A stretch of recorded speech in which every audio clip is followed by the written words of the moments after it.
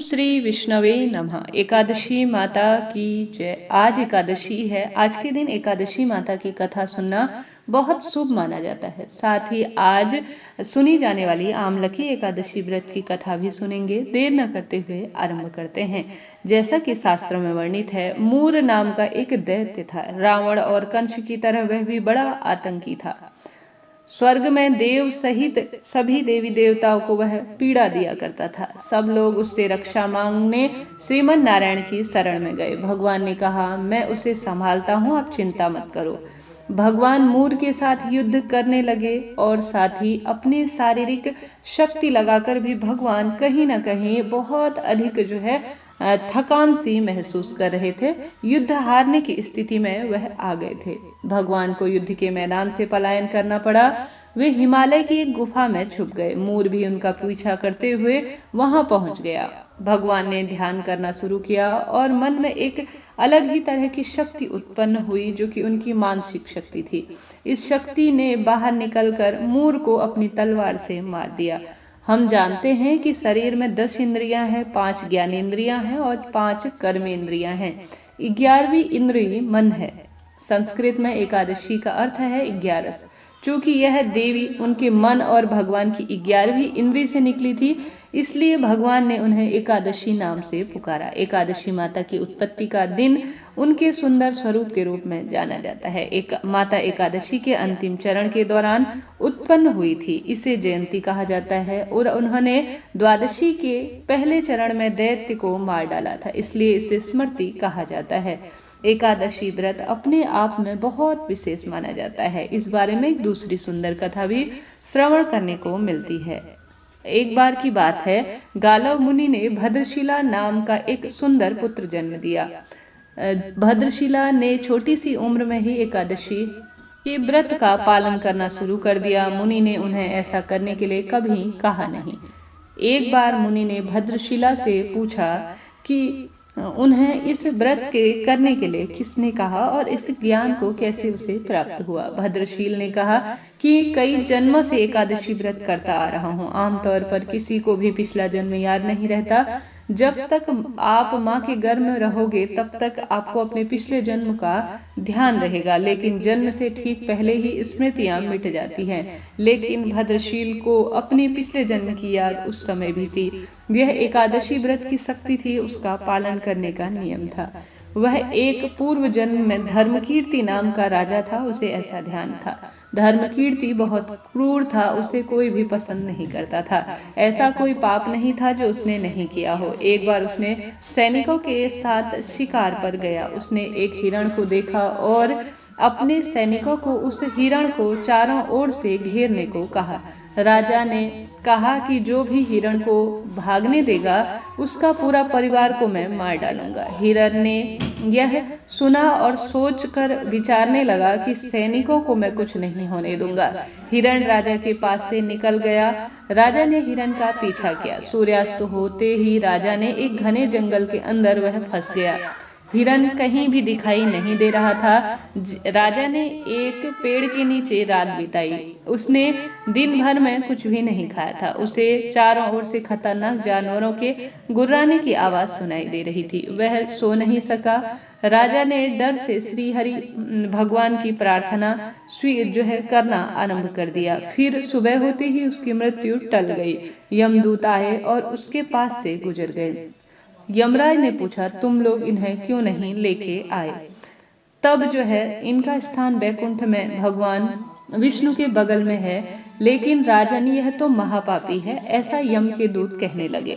नहीं, वह सब चला गया, अब यह पवित्र है।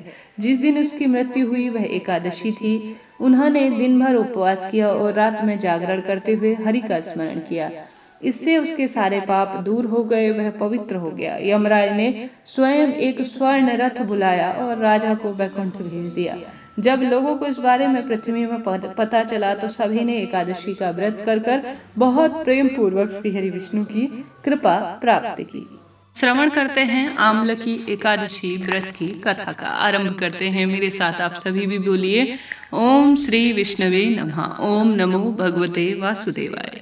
धर्मराज युधिष्ठिर बोले, हे जनार्दन, आपने फाल्गुन कि कृष्ण पक्ष की एकादशी का भी मुझसे वर्णन किया। अब फागुन माह के शुक्ल पक्ष की एकादशी का भी कृपया करके वर्णन करें। इस एकादशी का क्या नाम है, इसकी क्या विधि है और इसका नियम और कथा मुझसे कहें ताकि मेरा जीवन भी धन्य हो जाए। श्री भगवान जी बोले, हे राजन, फागुन माह के शुक्ल पक्षी की एकादशी का नाम आमल की एकादशी है। इस एकादशी के व्रत करने से सभी पाप नष्ट हो जाते हैं। इसके प्रभाव से 1000 गोदान का भी फल प्राप्त होता है। इस व्रत को करने से समस्त पाप नष्ट हो जाते हैं। हे राजन, अब मैं आपको महर्षि वशिष्ठ जी द्वारा राजा मधांता को सुनाई पौराणिक कथा के बारे में कहता हूँ। इसकी कथा ध्यान से सुने। आमल की एकादशी की कथा इस तरह से है। राजा मधांता बोले कि हे वशिष्ठ जी, यदि आप मुझ पर कृपा करें तो किसी ऐसे व्रत की कथा कहिए जिससे मेरा कल्याण हो।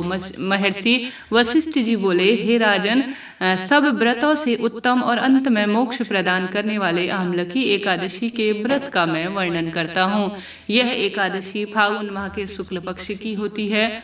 एक वैदिश नाम का नगर था जिसमें ब्राह्मण, क्षत्रिय, वैश्य और शूद्र चारों वर्ण के लोग आनंद पूर्वक रहते थे। उस नगर में सदैव वेद ध्वनि गूंजा करती थी तथा पापी, दुराचारी और नास्तिक उस नगर में कोई नहीं था। उस नगर में चैत्रथ नाम का चंद्रवंशी राजा राज्य करता था। भक्तजनों, वह अत्यंत विद्वान और धर्मी था। उस नगर में कोई भी व्यक्ति दरिद्र वह कंजूस नहीं था। सभी नगरवासी विष्णु भगवान के भक्त थे और जो है आबाल, वृद्ध, स्त्री, पुरुष एकादशी का व्रत किया करते थे। एक समय भक्तजनों, फागुन माह के शुक्ल पक्ष की आमल की एकादशी आई। उस दिन राजा, प्रजा और बाल वृद्ध सबने हर्षपूर्वक व्रत किया। राजा अपनी प्रजा के साथ मंदिर में जाकर पूर्ण कुंभ स्थापित करके धूप, दीप, नैवेद्य, पंचरत्न आदि से धात्री अर्थात आंवले का पूजन करने लगा। इस प्रकार स्तुति करने लगा, हे धात्री, तुम ब्रह्म स्वरूपा हो, तुम ब्रह्मा जी द्वारा उत्पन्न हो और समस्त पापों का नाश करने वाली हो। तुमको मैं नमस्कार करता हूँ।